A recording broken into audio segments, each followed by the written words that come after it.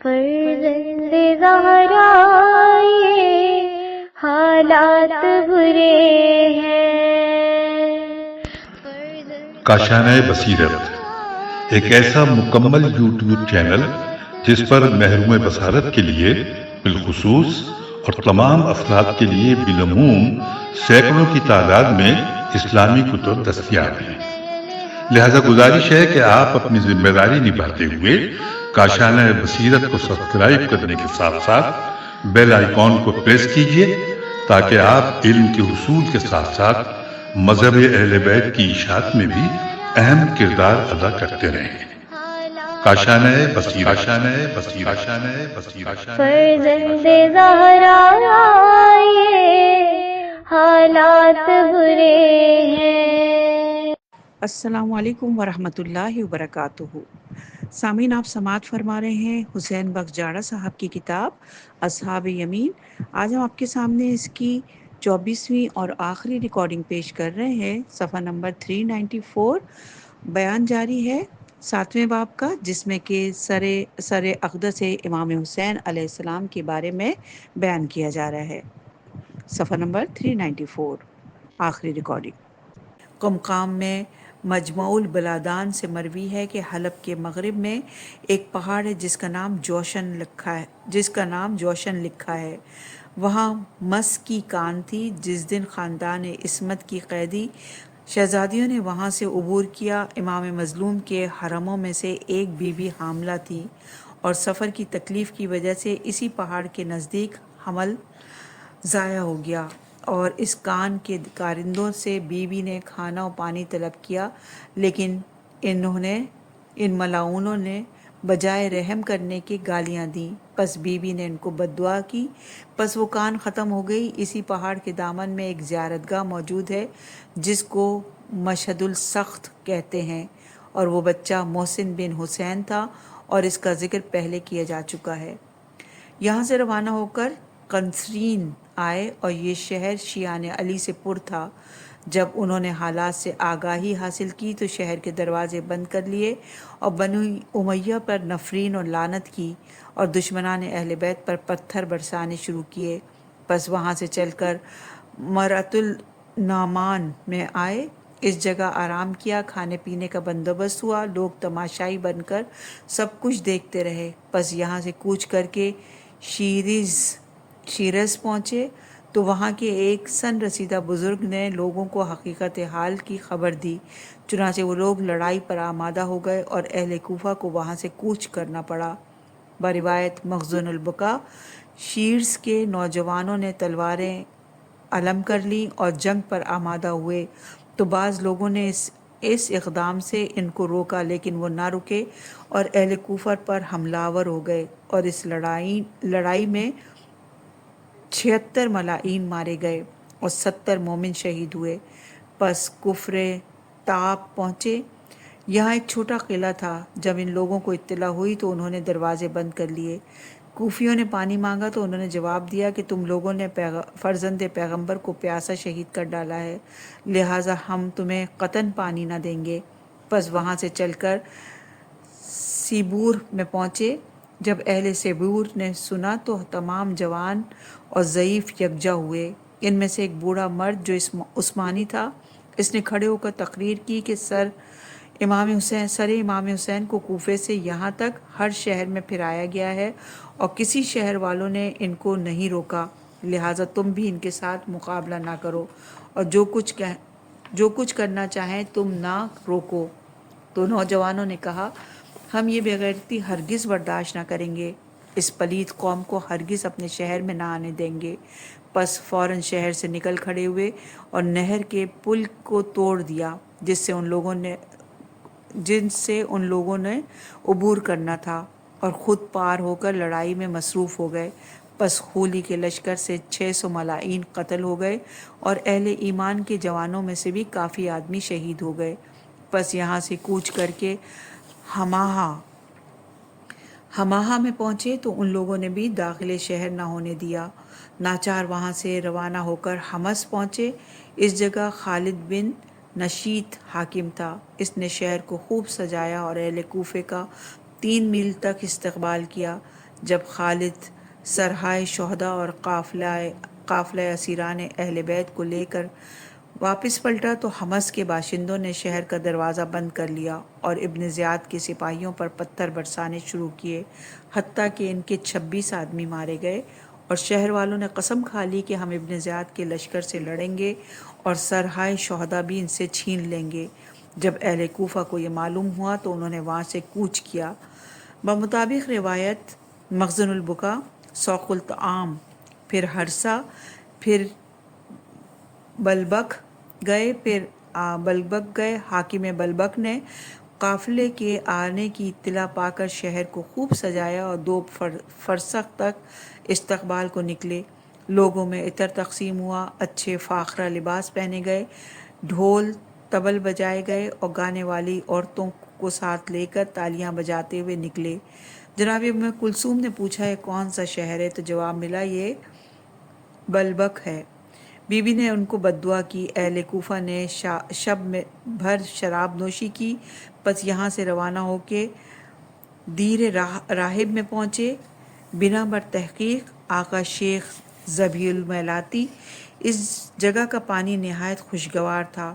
امام مظلوم کا سر ایک صندوق میں بند کیا گیا، جیسا کہ ان کا ہر منزل پر دستور تھا۔ کوفیوں نے ایک حصہ شراب نوشی اور غنا کی مجلس میں گزارا، پھر کھانا کھایا۔ اچانک سامنے دیوار سے ایک ہاتھ نمودار ہوا، جس نے فولادی قلم سے راہب کی دیوار پر جلی طور پر خون کی سیاہی سے تحریر کیا۔ وہ ڈر گئے اور چاہا کہ ہاتھ پکڑیں، لیکن ہاتھ آنکھوں سے اوجھل ہو گیا۔ پس دوبارہ ہاتھ ظاہر ہوا اور دوسرا شعر لکھا۔ پھر دوبارہ انہوں نے ہاتھ اور قلم کو پکڑنا چاہا، لیکن وہ غائب ہو گئے اور 3 بارہ ہاتھ ظاہر ہوا، تیسرا شعر لکھا۔ ابو مخنف نے یہ اشعار معمولی رد و بدل کے ساتھ اپنے مختل میں درج کیے ہیں۔ القصد: سر شہداء کے پاسبانوں نے کھانا چھوڑ دیا اور تراساں اور لرزاں سو گئے۔ نصف شب راہب کے کانوں میں ایک صدا آئی۔ جب کان دھر کر سنا تو تسبیح و تقدیس کی آواز تھی۔ اپنے دیر کی کھڑکی سے دیکھا کہ دیوار کی قریبی صندوق سے آسمان تک ایک نور ساطع ہے اور آسمان کے دروازے کھلے ہیں۔ جوگ در جوگ فرشتے نازل ہو رہے ہیں اور صندوق کے سامنے پہنچ کر السلام علیکہ یا ابن رسول اللہ، السلام علیکہ یا ابا عبداللہ کہتے ہیں۔ راہب خوف اور تعجب میں گھر کر رات بھر جاگتا رہا اور روتا رہا۔ صبح سویرے دیر سے باہر آ کر اشقیہ سے پوچھا تمہارا سردار کون ہے؟ تو جواب ملا خولی بن یزید اصبہی۔ راہب نے پوچھا یہ صندوق کیسی ہے، اس میں کون سی چیز بند ہے؟ انہوں نے جواب دیا ایک خارجی کا سر ہے، جس نے سر زمین عراق پر یزید پر خروج کیا تھا اور ابن زیاد نے اس کو قتل کیا ہے۔ پوچھا اس کا نام کیا ہے؟ جواب دیا حسین بن علی بن ابی طالب۔ کہا اس کی ماں کا نام کیا تھا؟ جواب دیا فاطمہ زہرا سلام اللہ علیہا بنت رسول خدا۔ راہب نے کہا تم لوگ اپنے اس کرتوت کی وجہ سے برباد ہو گئے۔ ہمیں اپنے علماء اور احبار نے سچ بتایا کہ جب یہ شخص قتل ہوگا تو آسمان سے خون برسے گا، اور یہ نہیں ہو سکتا کہ مگر نبی اور وصی نبی کے قتل سے۔ پھر کہا کہ 1 گھنٹے کے لیے یہ سر مجھے دے دو، پھر واپس لے لینا۔ خولی نے انکار کیا اور کہا یزید سے انعام لے کر یہ صندوق کھولیں گے۔ اس نے پوچھا اس کا انعام کیا ہے؟ تو خولی نے کہا 10,000 درہم کی تھیلیاں۔ راہب نے کہا یہ تو میں دے دوں گا۔ خولی نے کہا پھر لے لو۔ چنانچہ وہ لایا۔ خولی نے اس کو 2 تھیلیوں میں بند کر کے اپنے خزانچی کے حوالے کیا اور سر امام مظلوم راہب کو دیا۔ راہب نے سر کو مشک و کافور میں معطر کر کے ریشمی غلاف میں رکھا اور بہت رو رو کر شفاعت کی درخواست کی۔ پس بنا بروایت شافیہ سر مبارک سے آواز آئی کہ ہماری شفاعت صرف مسلمانوں کے لیے ہی مخصوص ہے۔ پس فوراً راہب نے کلمہ شہادتین اور کلمہ ولایت زبان پر جاری کیا اور مسلمان و مومن ہو گیا۔ اس کے بعد سر کو واپس کیا۔ جب ان لوگوں نے کوچ کیا اور درہموں کو تقسیم کرنے کا ارادہ کیا تو وہ سب کے سب ٹھیکریاں بن چکے تھے۔ اور بحار الانوار سے مروی ہے کہ قنسرین میں راہب کا واقعہ پیش آیا کہ جب راہب سر مظلوم کربلا لے آیا تو غیب سے ایک آواز سنی کہ توبہ ہے اس کے لیے جو اس کی مغفرت حاصل کرے. یہاں پہ توبہ لکھا ہے لیکن صحیح لفظ توبہ ہوگا. ایک آواز سنائی دی کہ توبہ ہے اس کے لیے جو اس کی معرفت حاصل کرے. پس اس نے دعا کی ہے پروردگار تجھے عیسیٰ کی نبوت کا واسطہ اس سر کو میرے ساتھ کلام کرنے کا اذن دے. چنانچہ سر پاک سے آواز آئی. راہب نے کہا آقا مجھے بتائیے آپ کون ہیں؟ تو سر سے آواز آئی میں محمد کا نواسا ہوں، علی مرتضیٰ کا شہزادہ ہوں اور فاطمۃ الزہرا کا لخت جگر ہوں. پھر فرمایا میں مقتول ہوں، کربلا کا میں مظلوم ہوں اور میں پیاسا ہوں.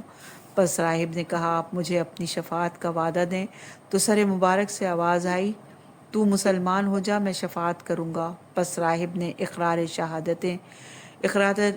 شہادتین کیا اور حضور نے شفاعت کا وعدہ کیا.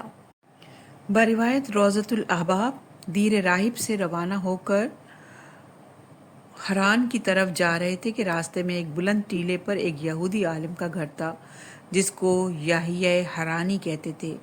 اس کو معلوم ہوا کہ کچھ سربریدہ نیزوں پر سوار ہیں اور کچھ بوڑھے اور جوان عورتیں بھی ہیں جو مقید ہیں اور ان کو حران لے جایا جا رہا ہے. پس وہ اس ٹیلے سے اترا اور لبے سڑک کھڑا ہو گیا. دیکھا کہ سروں کو نیزوں پر بلند کیا ہوا ہے اور اونٹوں پر قیدی مستورات سوار ہیں جن کو پیچھے سے مار مار کر دوڑایا جا رہا ہے. پس اس کی نظر ایک نورانی سر پر پڑی جس کے لب حرکت کر رہے تھے اور تلاوت قرآن کر رہا تھا. پس متعجب ہوا. ایک سپاہی سے پوچھا تو اس نے بتایا کہ ایک خارجی کا سر ہے. اس نے پوچھا کون تھا؟ جواب دیا اس کا نام حسین بن علی تھا اور اس کی ماں فاطمۃ الزہرا بنت رسول تھیں اور یہ قیدی مستورات حسین کی پردہ دار ہیں. یحییٰ نے کہا یہ مقتول تمہارے نبی کی شہزادی کا بیٹا تھا؟ اس نے کہا ہاں. پس راہب زار و زار رویا. پھر سر اطہر کا معجزہ دیکھ کر ایمان و اسلام کی حقیقت اس پر منکشف ہوئی اور مسلمان ہو گیا اور اس نے چاہا کہ بطور انعت و امداد کے کچھ سامان قافلہ سادات کو ہدیہ کرے. آتش نمرود سے رہا ہو کر حضرت خلیل ہجرت کر کے پہل اسی جگہ پر پہنچے تھے. وہ کہتے ہیں کہ یہ وہ شہر ہے جو طوفان نوح کے بعد تعمیر ہوا اور یہ روایت فرسان الحجہ میں ہے. لیکن لشکریوں نے ان کو منع کیا تو اس نے تلوار نکال کر جنگ شروع کر دی اور 5 ملائین کو دارالبوار پہنچایا. درجہ شہادت پر فائز ہوا اور حران کے دروازے پر دفن ہوا. اس کے بعد یہ شخص یحییٰ شہید مشہور ہو گیا اور اس کا ذکر صفحہ نمبر 234 پر گزر چکا. اس کے بعد قافلہ اسیران نے اہل بیت اسقلان پہنچا. مطابق روایت مخزن البکا یعقوب اسقلانی یہاں کا حاکم تھا. اس نے ابن زیاد کی خوش آمد میں شہر کو خوب سجایا اور لشکریوں کا بڑا استقبال کیا اور شہر والوں کو خوش کرنے اور جشن کا حکم دیا. زریر خزائی اس دن بازار میں کھڑا تھا. جب اس نے عید و جشن کا سامان دیکھا تو شہر کو سجا دیکھا، عورتوں مردوں کو نئے کپڑوں میں ملبوس دیکھا تو حیران ہو کر ایک شخص سے اس کا سبب دریافت کیا. تو اس نے پوچھا کہ کیا تو مسافر ہے؟ تو زریر نے جواب دیا ہاں میں مسافر ہوں اور کل ہی اس شہر میں وارد ہوا ہوں. اس شہر نے کہا یزید کے مخالف نے بغاوت کی تھی اور فوج یزید نے اس کو قتل کیا ہے.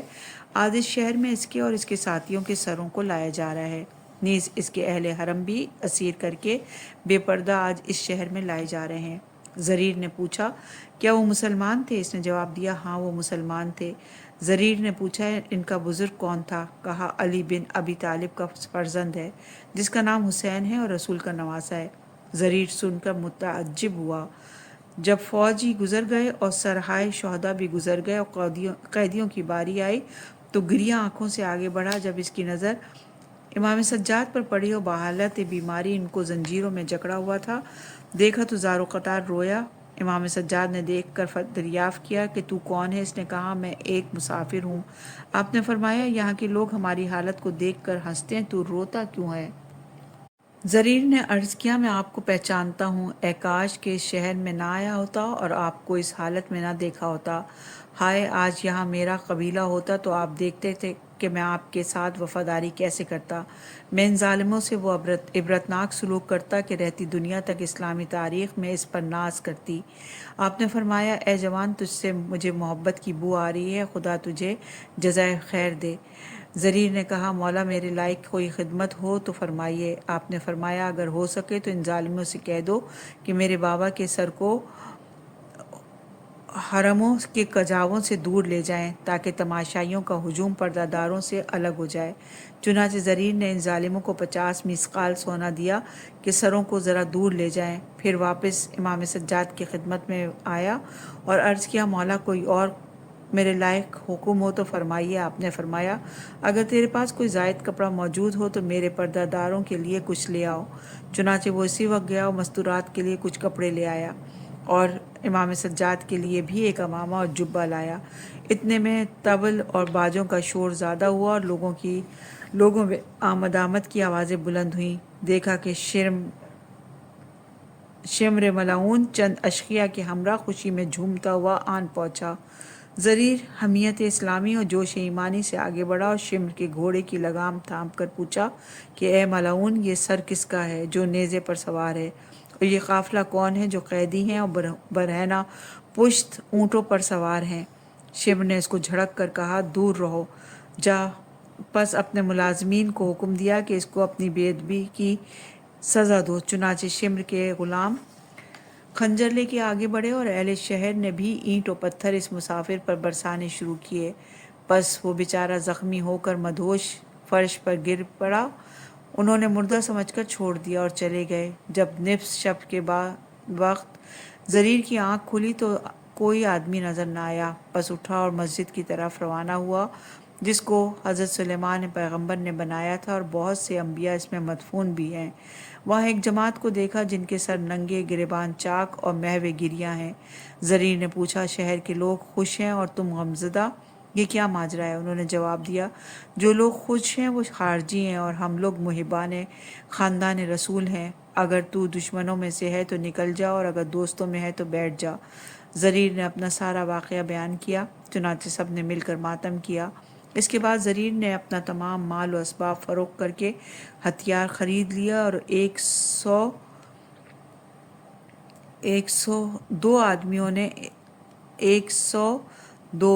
آدمیوں نے اس کے ہاتھ پر بیعت کر لی اور جمعے کے روز خروج کر کے وہاں کے خطیب کو قتل کر ڈالا اور حاکم کو گرفتار کر لیا۔ صفحہ نمبر 402 وارد شام۔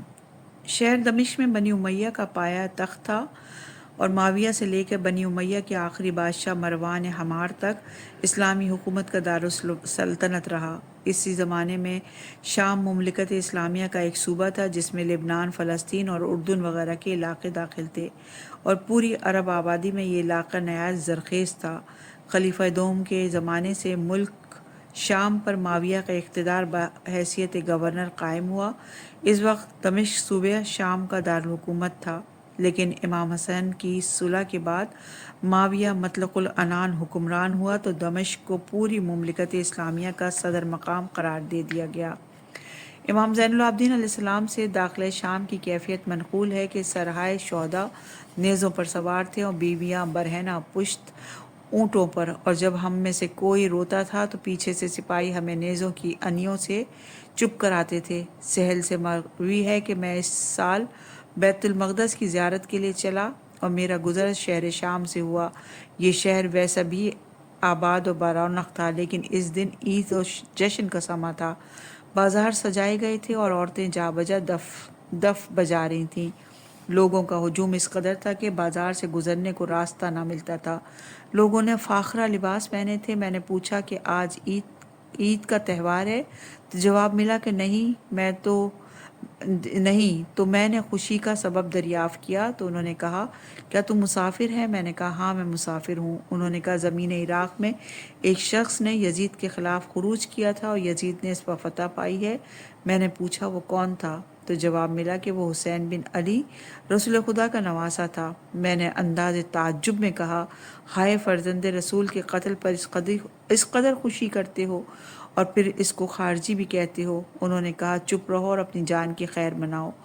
بروایت مناقب لوگوں نے پوچھا، تو کون ہے؟ میں نے جواب دیا، میں سہل بن سعد صحابی رسول ہوں۔ کہنے لگا، اے سہل، تعجب ہے کہ نہ آسمان خون برساتا ہے اور نہ زمین بندوں کو نگلتی ہے۔ غضب ہو گیا آج فرزند پیغمبر کا سر اور اس کی اہل بیت کو یزید کے سامنے پیش کیا جا رہا ہے۔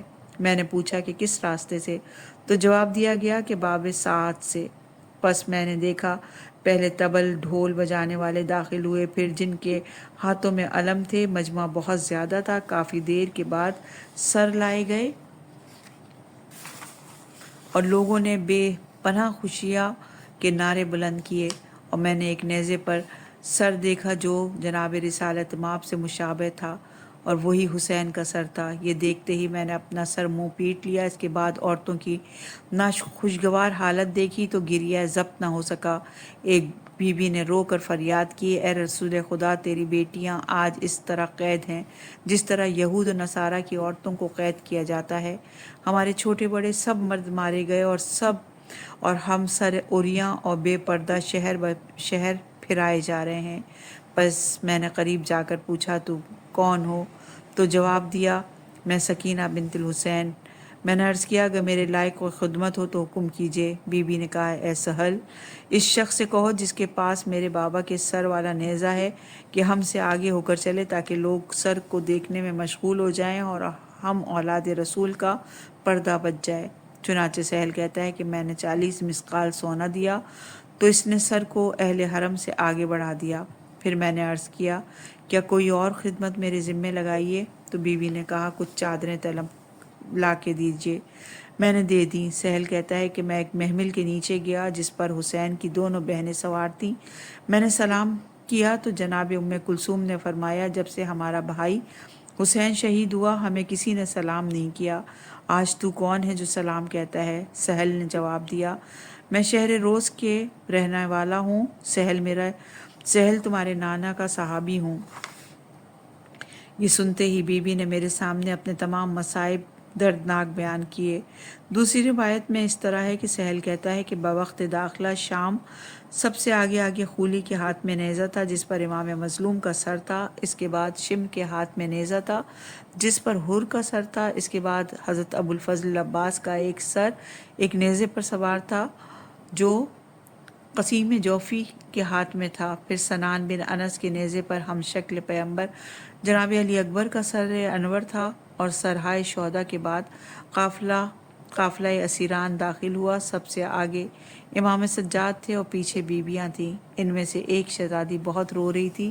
میں نے نظر اٹھا کر دیکھا تو اس نے مجھے جھڑک دیا اور میں نے مدہوش ہو گیا۔ میں نے معافی چاہی تو فرمانے لگی کہ تجھے اپنے اللہ سے شرم نہیں آتی کہ حرم رسول کی طرف دیکھتا ہے؟ میں نے عرض کیا، اے آقا زادی، میری نظر تماشائی کے طور پر نہیں بلکہ عبرت کے لیے ہے۔